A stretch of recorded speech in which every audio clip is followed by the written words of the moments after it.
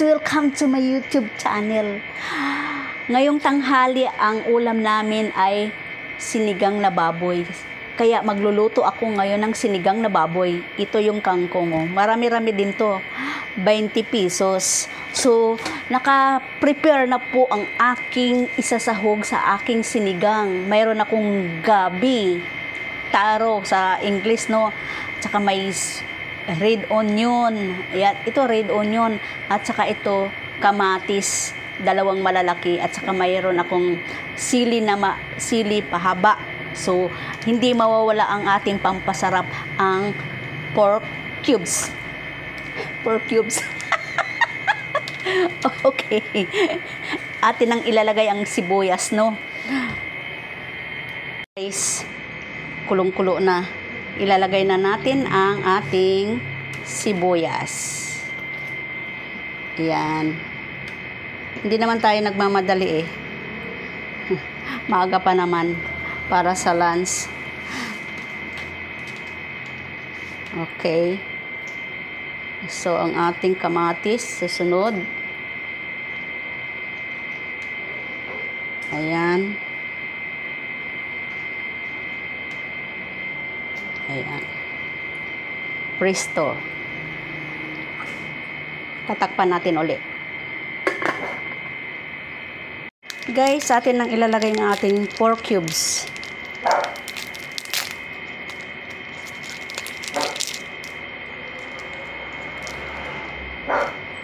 Para yung lasa niya ay manunuot sa karne, no? Ayan.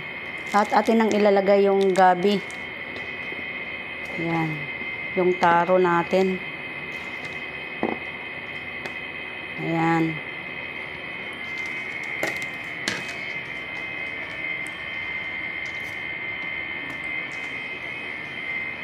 Maglalagay tayo ng patis. Nakadagdag din naman to ng sarap eh. Patis. Ayan. So, magdadagdag pa tayo ng asin. Ayan, tansyahan lang yan, no? Kasi may patis na siya. Okay. Good. That's enough, baby. Hayaan na lang natin na kumulong-kumulo. Pakuluin natin pa ng gusto. Para lahat sabay-sabay lumambot.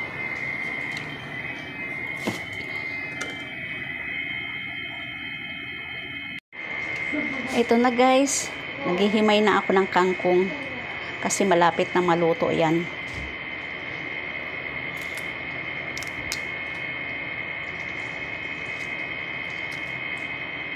₱20 yung kangkong. Dati nabibili lang ito ng 10 piso. Iba na talaga ngayon ang panahon, no? Mahal na ang bilihin.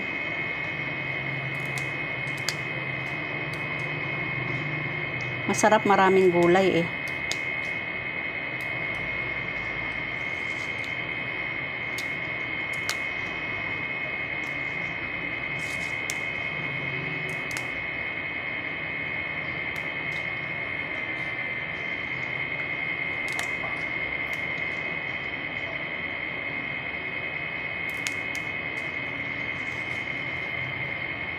Maraming nagtatanong guys, bakit na hindi na raw nila ako naririnig kumanta sa aking YouTube. Sabi ko kasi bawal yung ano, bawal ay yung may kanta-kanta tapos yung kinakanta mo ay yung mga sikat. Kaya naghanap ako ng kakantahin ko na hindi ba sikat na music, yung hindi sikat na mga kanta. Naghahanap ako. Anyway, kaya ko namang kumanta eh. Kahit ano bang kanta dyan. Kaso lang, siyempre nag-iingat ako baka maano ako sa YouTube eh. Ayan, hugasan natin maigi kasi minsan yung kangkong may mga hayop-hayop. Kakantahan ko na lang kayo. Uhoy, alibang-bang kung ikaw ay malupad, tatapasing maayo ang tanan-tanan na bulak. Yun. Hanggang doon. Anyway, Tagalog lang yan. Meron kasi akong naririnig dati, nung bata pa ako. Naririnig ko lagi yan. Yung, uhuy, alibangbang, kung ikaw ay malupad, tatapasing maayo ang tanan-tanan na bulak. Base sa ulihi, kung ikaw ay malupad, tok disi ang sa duta ay mataktak. Aroy, aroy, aroy, aroy, aroy, aroy, aroy, aroy, aroy, aroy, di ka ba maluoy, hing pobreng alindahaw. Yun yung naalala ko. Namimiss ko na talaga kumanta. Nagpa-practice ako eh. So, titikman na natin ang ating sinigang. Anyway, hindi ko pa nilalagay yung aking kangkong. Tikman na natin, ha? Umuusok pa, mainit eh.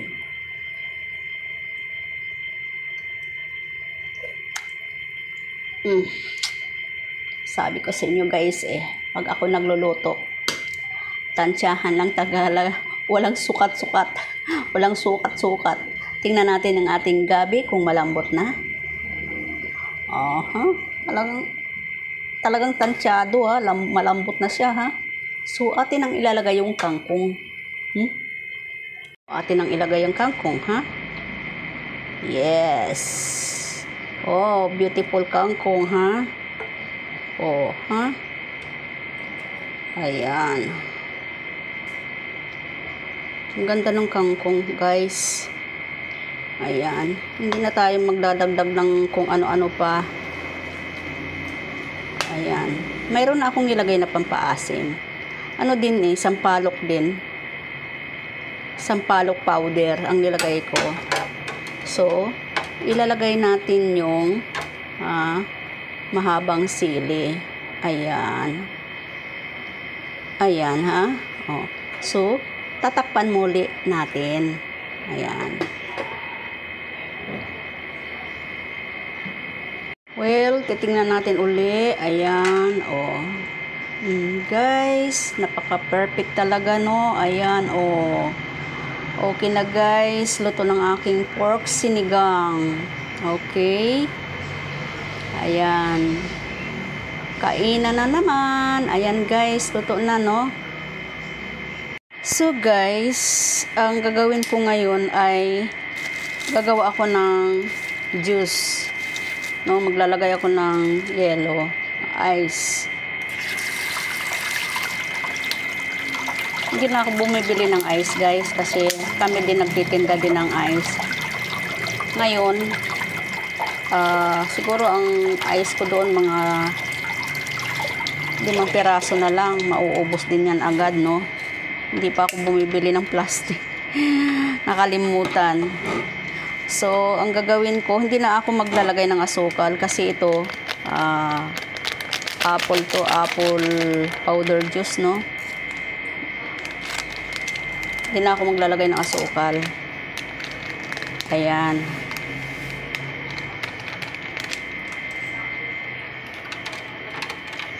So, very fresh. Sarap. Ayan guys. Ito pag nauumay kayo sa mga ulam nyo. Ako madaling maumay eh. Pag matanda ka na daw, nagkakaedad. Iba na yung panlasa. Wala na yung bang appetite na lahat gusto mong kainin, lahat para sa iyo masarap. So, ayan. So, guys, kaya nga hindi ako magdadagdag ng huwag masyadong matamis, no? Saka may dadagdag ako na dayap, yung limon na dayap, no? Sobrang asin to, kaya ihahalo ko siya dito. Ayan.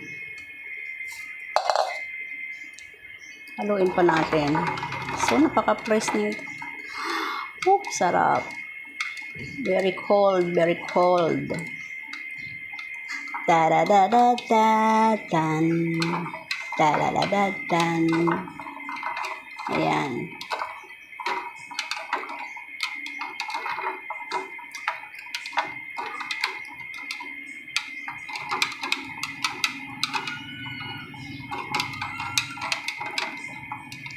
Halin na kayo mga kababayan. Uminom na kayo dito ng juice na ito. Para lumamig ang ulo nyo. Masyado nang mainit. Para preskuan kayo. Alam nyo guys, ang mata ko malabo. So, kahit nagbibideo ako, hindi ko alam yung itsura ko kung ano ba itsura ko dyan. Oh. Malabo. Nagtry ako na huwag maglagay ng salamin. Alam niyo, nakukuha ko to kata-tablet, kalalaro ng ng laro sa tablet eh. Ay nilalaro ako guys. Ayan. Titikman nga natin. Okay. Titikman natin ang ating juice. Juice kuday.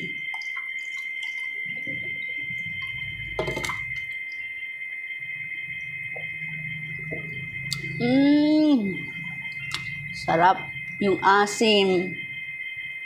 Yung tamis. Tama lang. Yung lamig. Ay, nako. Sarap. Kita mo, dinagdagan ko pa siya ng dayap na limon. Ayan. Sobra talagang sarap.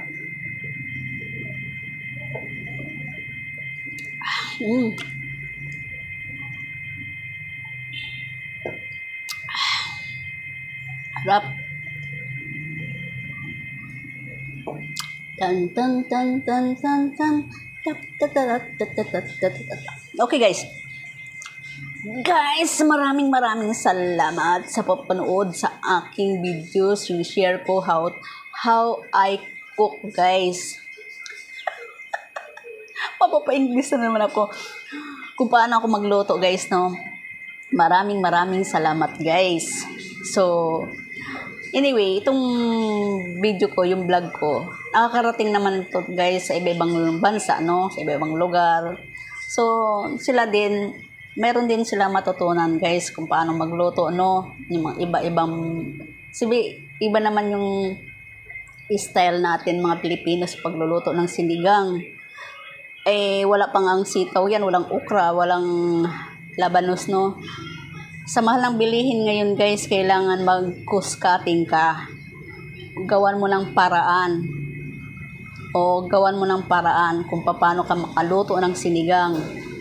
Alam mo nang mahal, o ano lang, kung ano lang nandyan, di ba? Kanina, ang tagal ko sa palengke, ikot ng ikot, may kasama pang chika. Alam niyo naman ang lola niyo. Kasi guys, ito kwento ko. Mayroon isang tindahan doon, nakakatuwa siya. Ang tinda niya, mga gulay, ganyan, mga kamatis, sibuyas, ano. Ay, 10 piso. Pag halimbawa namili ka ng 10 piso, sasabihin niya, sabi ko, magkano yan? 10,000. Lahat sa kanila. Halimbawa, 20. 20,000. Wow, ang sarap mamili doon, mag-enjoy ka kasi bawat bigkas niya, 10,000, 20,000, 100,000. Sabi ko, buti pa dito, mga 1,000. Guys, kilala na ako dyan sa palengke bilang vlogger, bilang kilala nila ako dyan. Marami akong sogi, kaya pagka namamalingki ako, hindi pwede yung wala akong katsikahan, wala akong kakwentuhan. Yung pinagkukwentuhan lang naman namin yung halimbawa sa mga tinda-tinda, no? Kaya, guys, masarap may kakwentuhan para maiba naman yung ambience, no? Yung bang hindi matutulog yung utak nyo, eh nakakakuha sila ng, alam mo, yung bang natatawa ka, walang araw na hindi kang ngingiti. Oo. Kaya pagka namamalingki ako, pag marami kang kaibigan, oy, ganito, ganyan. Oo, ganun ako sa kanila. Kaya pag gustong-gusto nila ako, pag namalingki ako, gustong-gusto nila ako, kakwentuhan. Kaya pag namamalingki ako, sasabihin niya, "Uy ate, anong gusto mo?" Ganito. Sa kabila naman, "Ate, halika dito. Halika dito. Anong gusto mo? Sabihin mo na. Oh, bili mo akong ganyan, ganyan, ganyan." Di ba nakakatawa lang? Mayroon ibang mga nagtitinda ang susungit, pero sila yung mga suki ko. Tuwang-tuwa sila pag nakita ako. Kasi, yung pag namili kang masaya, ang isasagot sa iyo, masaya din. Oo. Ganun lang. Okay guys, may natutunan kayo sa akin, share ko ngayon today. Don't forget to like, comment, share, and subscribe. Yung mga bago-bago guys, nanonood dito guys, paki-click ng bell button para updated kayo sa aking mga videos. Paki-support lang guys, no? Maraming salamat. Have a nice day. Okay, tuloy-tuloy, di ba? Maraming salamat.